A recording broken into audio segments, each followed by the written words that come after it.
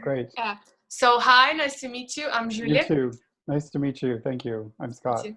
I'm Giovanna. Hi, Giovanna. Nice to meet you. Thank you. And I am Julie. Nice to meet you. Nice to meet you, Julie. So first, we would like to thank you for providing some time for this interview. We're really glad. And also for letting us see the movie, which was incredible, and we're very thankful and honored. So yeah, let's start. So please tell us a bit about yourself. Okay. Well, I live in San Francisco, California. And if people don't know, that's Northern California. Los Angeles is Southern California. I don't live in Los Angeles. And I love San Francisco. It's a beautiful city. And there's a lot of interesting filmmaking that happens in San Francisco too. It's not Hollywood, but of course I'm an independent filmmaker. I raise money on my own and shoot films without the support of the studios in Hollywood. I'm also a professor of filmmaking. I teach filmmaking at San Francisco State University, which keeps me busy, and I love it. I love teaching about film and helping. Oh, that's so nice. Yes, thank you. Well, Noah has a huge fan base here in Brazil, and we are all very excited for the debut for Awake in our country. And the fans always asked for this, and now this moment finally come here. And you can tell us about the future film to make other people, not just the Noah fans, excited to watch it? Yeah, that's a good question. Because a lot of the people that I hear from are fans of Noah. But I think it's also for people who love dramas. It's people who love independent cinema. And, we worked hard to tell a good story, which is always my goal, I guess.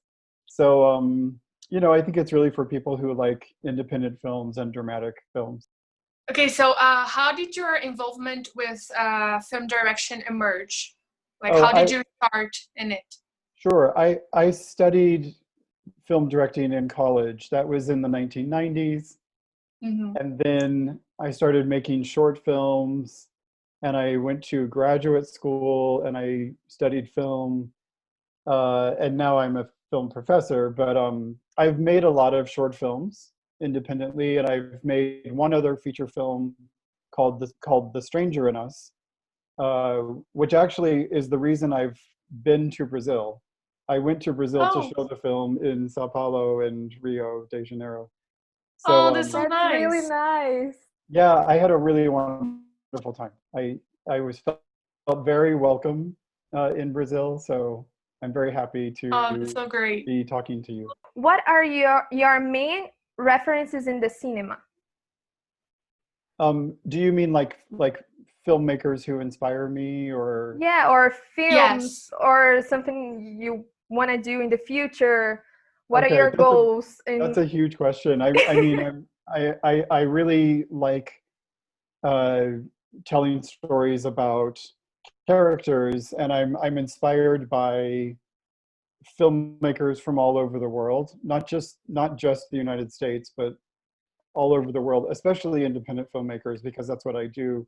I would say in the United States, there are people like Gus Van Sant or Jordan Peele, I like quite a lot. There's so many Mexican directors like Alfonso Cuarón. There's an Austrian director named Michael Haneke, an Australian director named Jane Campion, and they've all just made really beautiful films that I think have really inspired me and sit in my heart. And they're I aspire to be a good storyteller like they are. I guess that's really what I'm doing today. We would like you to tell us how was the creative process of Awake, and where did the inspiration for the script come from? That's a good question. Some of it is personal. My mother died when I was very young, just like the boys in the sorry. Thank you. So sorry. Thank you. So, you know, my family experienced loss and death. And so that's something that I explore a lot in my films. And I'd say my family is kind of like the family in the movie. Not totally. I mean, you know, but, you know, there's some personal stuff there.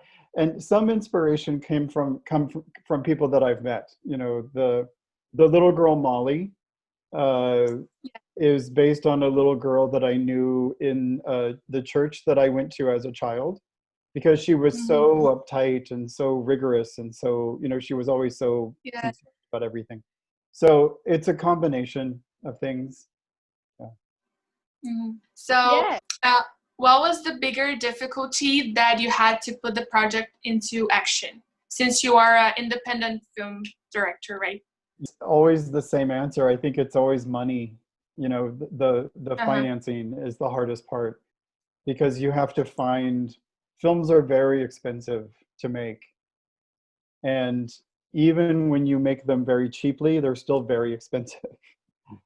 Yes. So that's the hardest part, is finding the money, because money makes everything easier, right? I hate dealing with the unions and the agents and the insurance and all of the stuff that you have to put together to produce a film. Everybody wants money, you know, and it's really difficult. I'm actually surprised films get made, because it's hard to put the money together. So how was Noah's audition to the film? In which moment you knew that he was the right person to give life to the twins? I knew right away, but we had been auditioning a lot of people for that part. We looked at a lot of different actors to play Mason and Mitchell, and nobody was quite right. And we were working with a casting agent, and she suggested Noah. And I looked at his profile and I said, well, he's probably too good looking. He's too handsome. No one complains about that. And I didn't know if he could handle a dramatic role. You know, it's a emotionally challenging role. And so, but I told the casting agent, well, we can audition him, that's fine. So he sent us a tape. He sent us a streaming video of his audition. And as soon as I started watching it, I knew. He was just— Oh, that's so nice. Perfectly. He was just doing it perfectly. So then we had to find a Jameson to match Noah. Right? Because he had to be kind of young and handsome, and they had to work together well. And they did. How was the shooting routine? You know, we shot the film very quickly. We shot the film in 12 days, which is really fast. Most independent films shoot in about 30 days. But we didn't have a whole lot of money, and so we shot each scene very quickly. You know, you get a lot of different angles, which we call coverage. This was very low coverage. We didn't have a lot of angles on the scenes, right? We just did them very quickly and moved on to the next one. It was the only way to make the film, actually. So in a certain scene of the movie, Mason ends up involved in a fight and gets assaulted. So we wanted to know, how did the scene work and how you did the blood and all the stuff. Noah had so much fun with that. So we hired a fight choreographer, so a professional to train the actors. And she met with Noah and the other actor, his name is Michael Sousa, and in a stage, and we rehearsed the fight there. So she taught them how to do it safely so they don't hurt each other or themselves. Yes. And it was really choreographed, kind of like a dance, right? That's really and cool. they were having a bunch of fun with that. And then we had these little pill capsules that have fake blood, inside. So Noah has the pill inside his mouth. And then Oh. when he hits the wall, he bites down on the pill, and then the blood comes out of his mouth. Cool. I may have some pictures I can send you if you'd like. Yeah, that would be nice. Yeah. Okay, I'll share some. I'll share some photos. Okay. Character was the first one to be developed? I think it was Jameson, because I was really interested in the experience, exploring the experience of this stranger coming into this house. And he's a black guy coming into a white family, which makes them uncomfortable, right? And so it brings in a little bit of race issues, not a lot, but it's exploring a certain dynamic. When I originally wrote the script, it was supposed to be about 4 characters, right? Mason, Jameson, Molly, and Megan, and it is. But I realized eventually that I needed to make Mason the central character, because he's the twin. He's the twin of the dead boy. And it really was his story, I think, ultimately. Which scene was the hardest to shoot? I think the actual wake, the family standing around the table honoring Mitchell, was really difficult, because it was hot and everybody was there and we didn't have enough time and it was just stressful. But I think that because it was stressful, it helped everybody to feel tense in the scene. It actually worked for the characters. And I really like the way it turned out. I'm happy with that scene. Mason and Mitchell have a really strong connection. What was your inspiration to build it up? I'm fascinated by the connection between twins, because I think it's unlike any other relationship in the world. And I have a good friend he happens to be French, who had an identical twin brother who died. And his twin died when they were young adults, very young.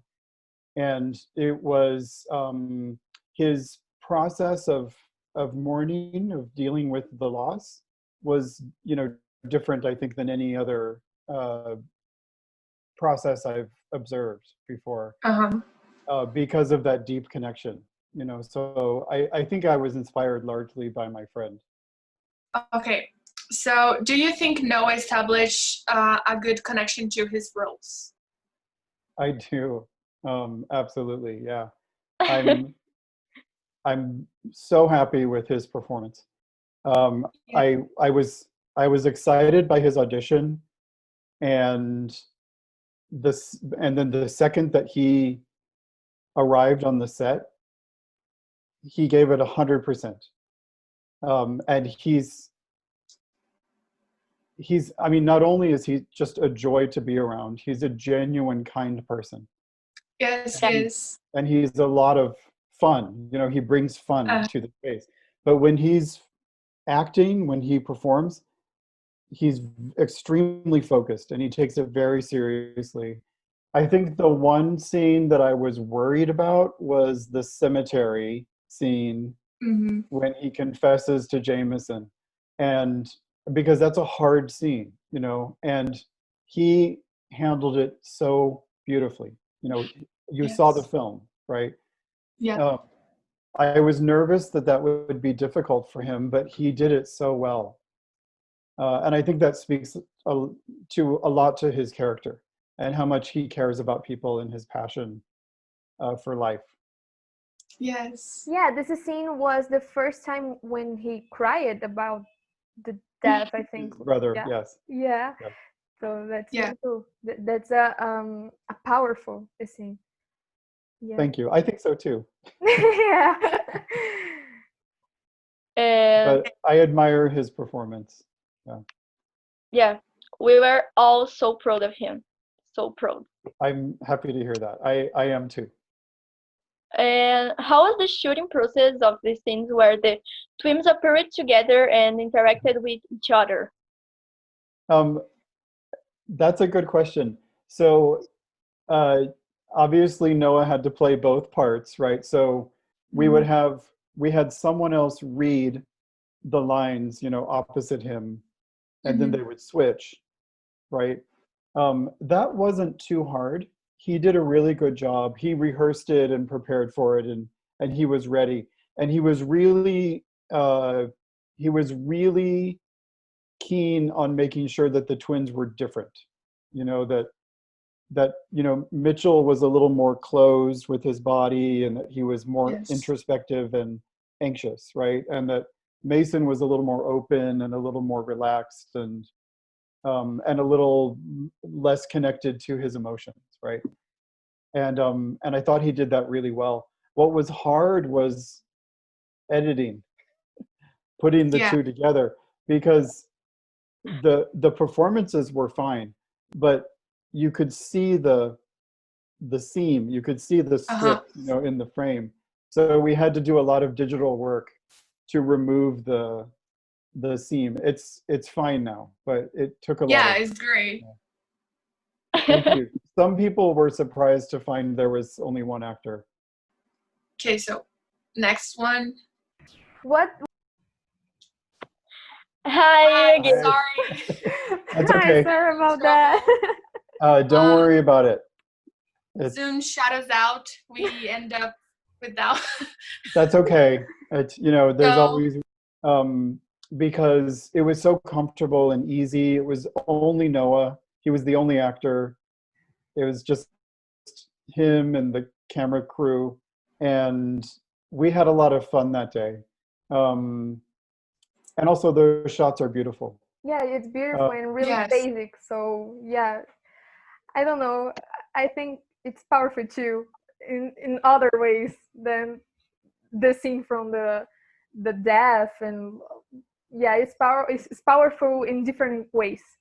But Thank you. I appreciate that. I think in the movie, I like a lot of scenes, but I really like the scene where Molly, the girl, and the grandmother are talking on the couch when the sun's going down. I find that very sweet because there's a lot of tension between them. They argue a lot, and they come together at that scene, and I just find it really beautiful. I'm also impressed with the actor who plays the father. I think he's so good in that scene at the end when he's talking to his daughter on the bed. The actor just really connected with the role at that moment, and I really like watching that too. Yeah. He's not really an actor. He's a construction worker. Oh, that's nice. He did such a great job, right? I know. Yes. He did. I agree. And what are your expectations with the exhibition of the film here in Brazil? I don't know. I don't have any. There's been a lot of people have asked to release it. And with independent film, it's always complicated because you're looking for the distribution pathway. But we realized, especially with like coronavirus and quarantine, we should just put it online. We realized we should just stream it, not worry about theaters or distributors or, so we're hoping to, make it available everywhere, but we've heard mostly from Brazilians. Yeah. So we released it in Brazil first. Yeah. So approach a lot of from the LGBT universe. And we know that every day millions of people are attacked by their sexual orientation, their gender identity. And here in Brazil, this reality of homophobic violence kills hundreds of people like all the time. And besides that, Brazil is the country that kills transsexual people the most in the world. Is it really? So it's important to produce something that talks about it about this universe, and to support the community and the cause. And over the years, the cinema has been showing itself as a great supporter of this cause. And it's really important because it's a great area and has a lot of influence on people. So how was it for you seeing your production being exhibited in film festivals and winning at the best LGBTQ plus film category at the Big Apple Film Festival in New York? Well, and congratulations, by the way. Thank you. Of course it's nice, you know, because the validation is always feels good, right? But I will tell you this, film festivals sometimes are fantastic and sometimes they're not. And I won't give you a big long answer, but sometimes they're really well organized and the audience is wonderful and you meet people and you learn a lot and it's really great. And other times the festivals, they're not well organized and almost no one goes to see the film. And, it's sometimes a disappointing experience. So, and I've had other films in festivals, so I've been to a lot. The Big Apple Festival was a lot of fun. I met people there and the audience was really great. They were really wonderful and I was honored to win the award. So of course I was happy about that. But yes. But for anybody who's maybe interested in filmmaking, you have to be careful because some festivals are really wonderful and some are not so good. Mm-hmm. I've been to both, so. Yes. Yeah. Do you intend to make a sequence to this work, telling how Mason carried on with his life? And No, I don't think so. I don't think so. I'll make something else, but I would love to work with the actors again, though. I would love to work with Noah and all of the actors. Sophia Rosinski, who plays Molly the girl, Megan Trout, who plays Megan, Colton Stewart, who plays Jameson, and all of them, the whole cast, really was just so wonderful. So I think if anything, I'll work with the same actors, but probably not tell Mason's story. Maybe, I don't know, it could be interesting, I guess. It would be an excuse. Maybe. It'd be an excuse to work with Noah again, I think. Yeah, that's really cool. We are excited about the other projects. So what else we're gonna see? Thank you. Yeah. And would you like to leave a message to all the Brazilians that are watching this? I think for me, it comes back to what I think the film is about, which is really about families listening to one another and accepting one another and supporting one another. I'm sure you know this, but many families don't do that. Many families are dysfunctional and it leads to a lot of problems, right? And I think if we can be open to each other and love one another, that we can have happy lives. There's no reason to not to not support one another. So for me, it's really just about that, I think. Now we have some extra questions about the movie. Okay. We noticed some details and we wanted to ask you something. Do you mind? Nope, that's fine. Okay. So what is the connection of the number 22 being in the little box found in the forest and in the ring? Does it connect directly with Mitchell and in any way, or it just? Yeah, I know the story in the film, but how is it connected with Mitchell? So it may not connect with Mitchell, but the point of 22 is explained by the psychic, right? Which is that it's in numerology, it represents the circle, right? Yes. And I tried to write each character relationship as a circle. So like the grandmother and Molly have a lot of tension at the beginning. They're arguing, and by the end, they become close, right? Mm-hmm. And Megan and the grandmother are very close at the beginning, and then they go apart at the end, right? And I think with Mason and Mitchell, it's all about Jameson. You know, like there's circularity with, I see Mason and Jameson becoming friends now. Yeah. And before he was with Mitchell. And so that's what I'm thinking of, is sort of the circulation of a relationship. Yeah. Oh, that's great. So I would never thought about it.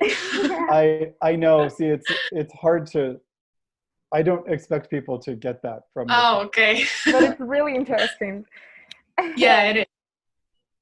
And we are also very curious about the color of the candles in the wake. Is there any reason that they were green and not white as Molly wanted? It's just supposed to be funny. It's okay. I mean, Mason's a teenage boy, and he doesn't know, you know, and yeah, we thought green was there was some meaning behind it. No, there's no meaning. No, okay. But that's really fun because no, just to irritate Molly, I guess. Yeah. Okay. The green crystal necklace represents for Mason, since as soon as he got the protective necklace, he got in the fight. So that's curious. I mean, the crystal isn't really supposed to protect him from violence, but it's supposed to help guide him to resolving what he's struggling to reconcile, which is finding his brother, right? Yeah. And so it's really more about him being able to mourn his brother, right? About him figuring out how to cry, and also realizing that he can't connect with his brother in a physical way, right? He can't speak to him, and he accepts that. You know, like to me, that's what the crystal's about. It's about guiding him to acceptance. So I think the biggest doubt of all is whether Mitchell actually killed himself, or was it an accident? Because that caused a lot of confusion in the family. It did, yes. What do you think? I'm actually very curious. I think he killed himself. I don't know. I don't know. I can tell. I don't know. I think he did. Yeah. I think he chose it. Part of the reason why I think he chose it is because in the second voicemail to Megan, he's very calm. Yeah. And he has made his choice. Like I thought about it right? too. Yeah. And so he's going to release, you know, himself from his pain. And that was Megan's thought too, right? When she showed the messages. She was thinking about it too, right? Yeah. Yes, exactly. Yeah. Yeah. So the film was incredible, and your team is super talented, and you guys did an amazing job. And I'm pretty sure that everyone here for that. And success. Thank you very much. It was really nice to meet you all. Thank you. Thank you. We love it. Obrigado.